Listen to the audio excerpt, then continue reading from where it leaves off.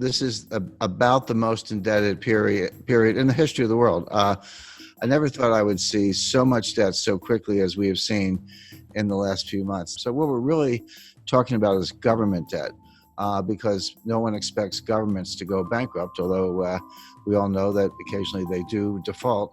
We've seen many cases of that, but certainly not the United States or the UK or Spain or France. No one expects any of those countries to default anytime soon.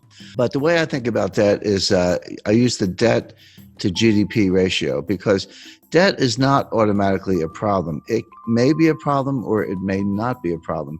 It all depends on how much income or output you have to service the debt. So just to give a simple example, let's say you have a credit card and you have a $50,000 balance on your credit card. You owe the bank $50,000. Is that a problem? Well, if you make $20,000, it's a big problem. You're probably going to go bankrupt. But if you make $200,000, you could probably, write a check and pay it off. So the answer as to whether the debt is a problem or not can only be thought about in relation to your income. And so I use the debt to GDP ratio. I say, how much debt does a country have? How much debt is outstanding? And how big is their GDP?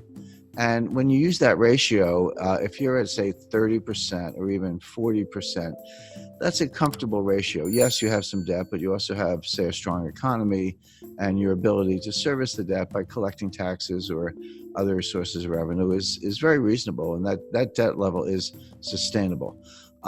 But when you get up to 60% happens to be the level under the Maastricht Treaty, where the members of the European Union are not supposed to have debt in excess of 60% of their GDP. Now, many of them do. I'm not saying this is a hard and fast rule, but that's where Angela Merkel gets a little bit upset when you're above 60%. And Spain and France and some other, Italy certainly are above that threshold. But there's another threshold that's important, which is 90%. And 90% comes out of the research of Ken Rogoff and Carmen Reinhart.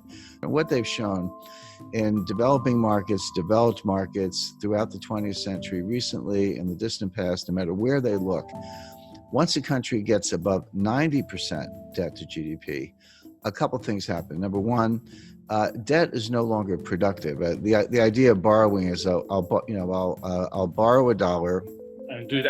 I'm going to do something with that money. Huh? Yeah, I'll borrow the $1, I'll spend the $1, but I'll get $1.20 of GDP because, I'll spend it on something, but then the recipient, he'll spend it, and then someone else will spend it. And by what's called velocity, or the turnover of money, you'll actually get more than you borrow. That's Keynesian economics, very simplified version of it.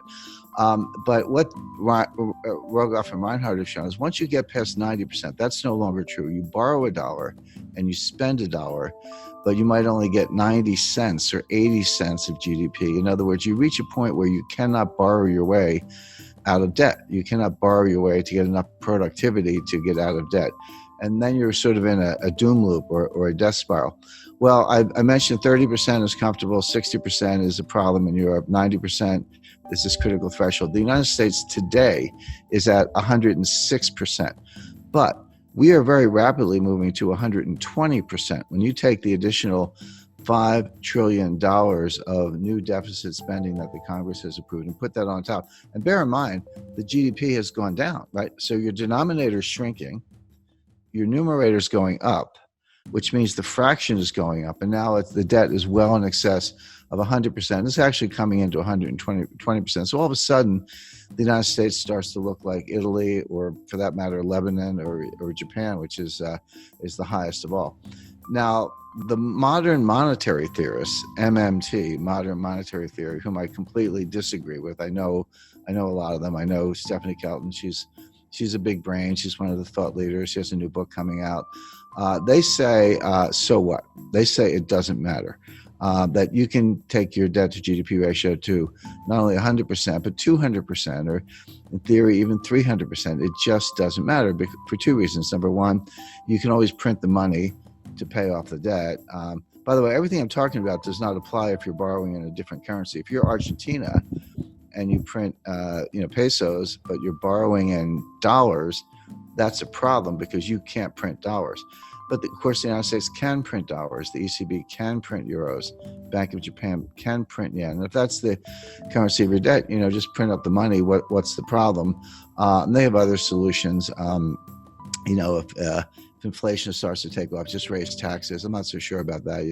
You've borrowed yourself into oblivion. You get inflation, and you think you can tax your way out of it. That doesn't sound like a very good way to go. But the bottom line is that all the countries, starting with the United States, but all the major developed countries, are now in these sky high and rising debt to GDP ratios. Now the question is, what's going to happen next? Interest rates are extremely low. The central banks have made them low. So the debt service is not that great. The debt is huge, but if you're only paying, a fraction of 1%, it's not as if you're incurring a lot of interest expense, which of course adds to the deficit. So that's the first thing. We don't have inflation. People who say that, the money printing that the central banks are doing to buy the debt, which they are, is inflationary. That's not true. That's a kind of gross misunderstanding, comes out of Milton Friedman, et cetera. It's not true. What does cause inflation is velocity, which is the turnover of money. People lose confidence in money, and they spend it, and someone else gets it and they spend it. Everyone's spending it because they want to run into hard assets, land, gold, silver, fine art, real estate, et cetera, or just buy a car because they think the price is going up, or a refrigerator, whatever it is. If you get that kind of velocity, inflation can happen very quickly. And we saw this in the late 1970s. So the real warning is not that any of these countries are going to default on their debt. They're not going to default on their debt because they can print the money. The danger is inflation. Now, if you said, do I see inflation right now? Absolutely not. We're going to see deflation, which is a different kind of danger. Deflation causes debt defaults because Japan has been trapped into that for 30 years. Yeah, and Japan's been in a depression, in my view, since 1990. My view, the U.S. has been in a depression since 2007.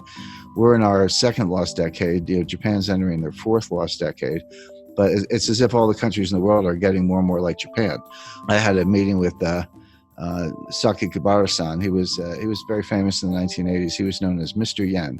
He was an assistant finance minister in Japan, but he was called Mr. Yen. But very smart guy, very nice guy.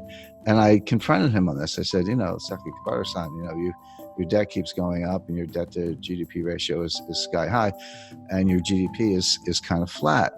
And he said, yes, but you're missing one thing. He said, our population is going down, which is true. So on an overall basis, they're flat, but on a per capita basis, their GDP is actually outperforming.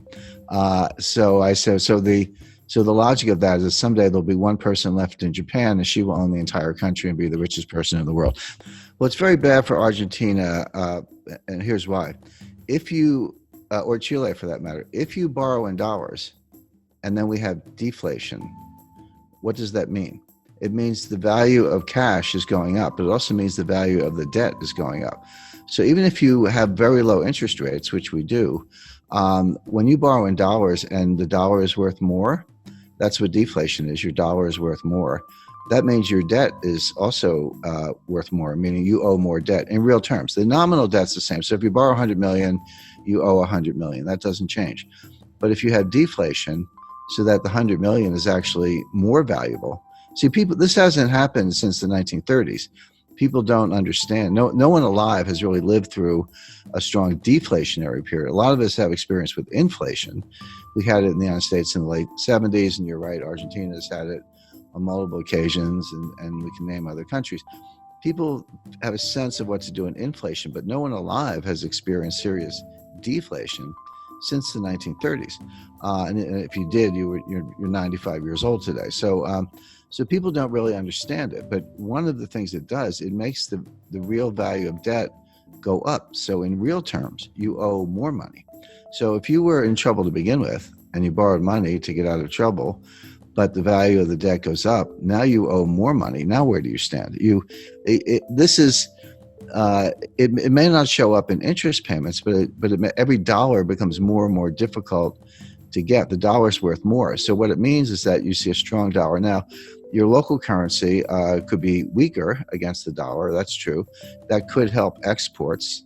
It could help tourism. So, there's no tourism right now. There's Yeah, not going to be more tourism. well, you make a good point. There is no tourism today. I'm on a mountain, and you're in a home or studio or someplace. So right, there's no tourism going on today. But assuming it comes back next year, if you have a really strong dollar, in theory, an American could, or European for that matter, could look at Argentina. I've been to Argentina many times. It's one of the most beautiful countries in the world, and nice people, great restaurants. So, but it could look kind of like a bargain to somebody with a very strong currency.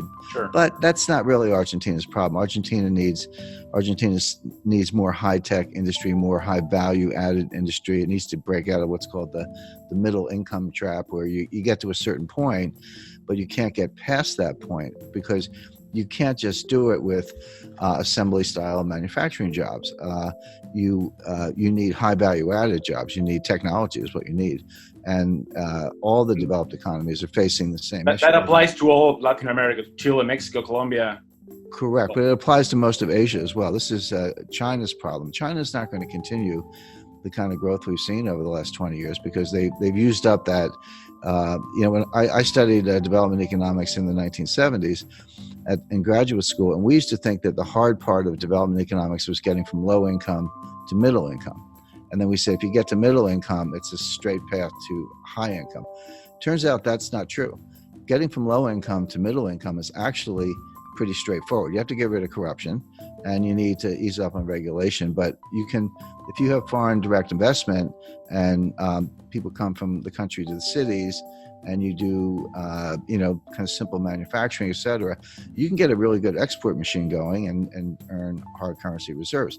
So that part's easy. The hard part is getting from middle income to high income, because it turns out you can't just do more of the same. You actually need more high value added. You need technology today, and that's what I would advise every country to be working on, including Argentina, where the Argentina has a very very highly educated workforce. I mean, Argentina would be a good case to why don't we make iPhones in Argentina instead of China, and we're going to bust up. The United States is going to bust up the supply chain to China. We're going to shut over time. Won't happen overnight, but we're going to pull those factories out or shut them down and move them elsewhere. So the question is, if I were advising any developing economy, I would say, how can I become a supplier to the United States? If they're going to get rid of China, which we are for a lot of reasons, I'd want to be in the list. And we're actually looking at Jordan as a country that could make cell phones. India is a big case because they have cheap labor. Argentina, I think, is a better candidate because they have a more highly educated workforce.